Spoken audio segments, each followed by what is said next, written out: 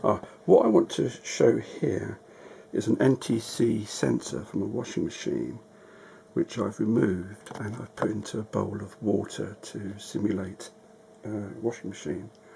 And I've linked it up using retractable hooks, which connect onto the very small elements that are part of the device. And that's the reading we've got at the moment. Now what should happen is that that's actually showing almost 6 kiloohms. Now what should happen as the water temperature rises,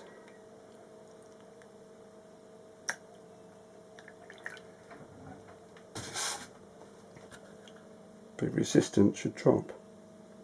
That's exactly what's happening.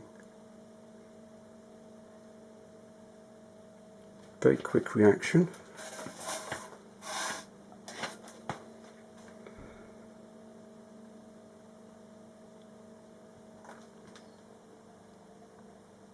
I could probably make it go a bit faster if I add a bit more water.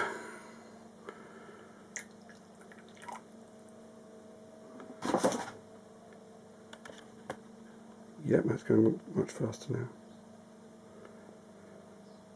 Now what would happen is that the main circuit board would be monitoring this sensor, and when it got to a certain level it would be informed of that, and the heating would be turned off. Now if the sensor doesn't work properly, the circuit board would probably know that the sensor is not working properly and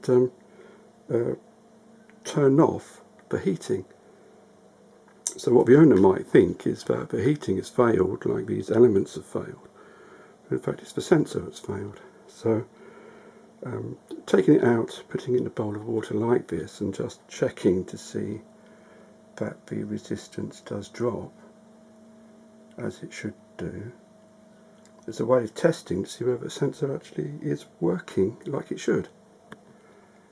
So there you are.